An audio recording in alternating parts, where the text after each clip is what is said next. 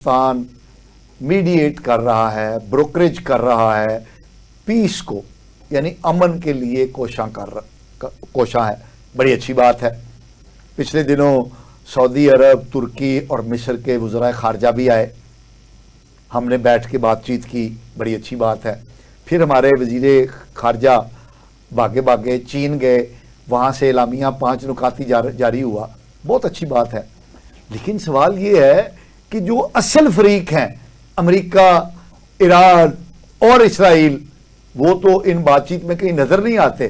तो हम किस बात पे इतने खुश हो रहे हैं? आइए हम अपने माहिरीन से पूछते हैं। जी कर्नल साहब। सर, मैं समझता हूँ कि ये बातचीत और ये 5-6 मुल्क जो इकट्ठे हुए हैं और जो हमारे मेहमान थे, पाकिस्तान कभी भी ये इनिशिएटिव नहीं ले सकता था जब तक ट्रंप इसराइल से पूछ के हमें ग्रीन सिग्नल ना दे। ओके, ये कोई एक ग्रीन सिग्नल नहीं आया, ये मतवातर लाइट जलती रही है कई दिन, तो उसके बाद हमने असेस करके जिम्मेदार। एक बात। दूसरी बात ये कि डायरेक्ट 1 to 1 हमारे साथ अमेरिकन ट्रंप से लेके नीचे तक सारे, आपको याद होगा कि शुरू हुआ था जब ट्रंप ने फील्ड मार्शल को रिंग किया। जी जी बिल्कुल। फिर उन्होंने वज़ीर आज़म को किया, फिर उनके स्टाफ ने फॉलो अप किया, जो उनका बिल्कुल क्लोज स्टाफ 4-5 एक ने किया। फिर देखिए, इसी तरीके से हम ये अंदर आके कदम बढ़ा नहीं सकते थे जब तक ईरान हमें ट्रस्ट ना करता।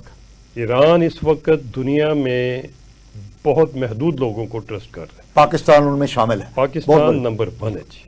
बल्कि ईरान ने तो, ईरानी सदर ने तो एक उर्दू में पैगाम पाकिस्तान के लिए भेजा था, इतनी यानी कुर्बत हमारी उनके और हम इतने ईरान के साथ पाकिस्तान की हमदर्दियाँ मेरिट के ऊपर, और इसलिए भी कि बड़ी देर से ये आ रहा है कि ईरान के बाद पाकिस्तान, हमारी अपनी नेशनल इंटरेस्ट का तकाजा भी ये है कि हम ईरान को अमन दें, ईरान को अमन के रास्ते पे रखें, और हम इस खिते में ना सिर्फ न्यूक्लियर वार को अवॉइड करें, बल्कि हम अपनी मुआशी वार की, जो असल वार है, इकॉनमी ठीक होगी, इकॉनमी चलेगी ईरान की तो इधर किस खिते की तो ठीक होगा।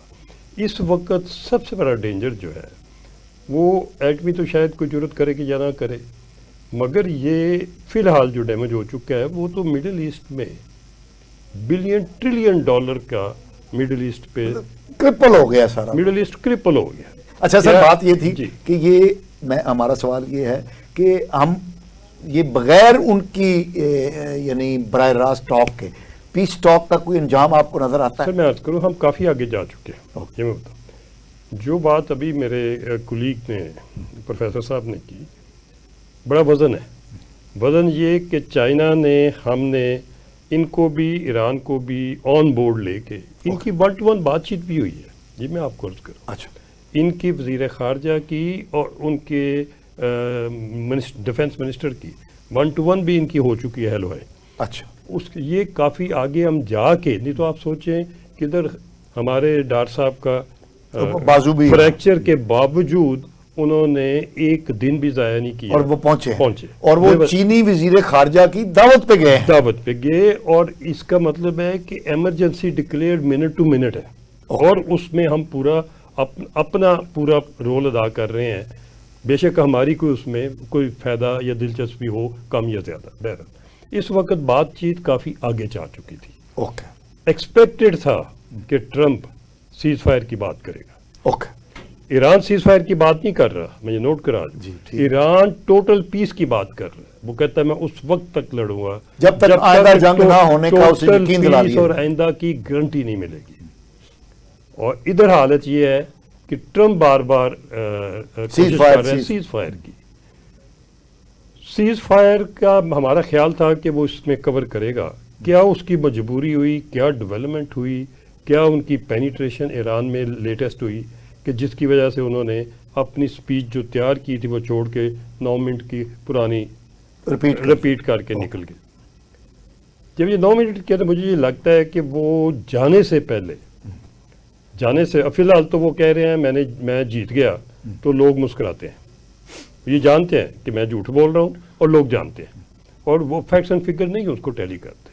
क्या एफिशिएंसी सुपर पावर को, इसराइल के कंबाइंड अटैक को दुनिया का कोई मुल्क पिछले 78 साल से रोक नहीं सका, और ईरान जो 46 साल की सैंक्शन में था, इकोनॉमी गर्क हुई थी, ऐसी तैसी फेर दी। लाखों रियाल दे के तो $1 मिलता था उधर डबल रोटी खरीदने के लिए। 3.5 लिफाफे- लाख रियाल का मेरे ख्याल में $1 है। जी, तो वो जो उनकी करेंसी है वो तो वैल्यूएट हो गई है, वो तो आज के दिन में इंटरनेशनली वैल्यूएट हो गई है। ठीक। तो ये क्या सूरत, ये नजर आता है कि जीत गए हैं, वो तो भाई ऑल मीन जीत गए हुए हैं।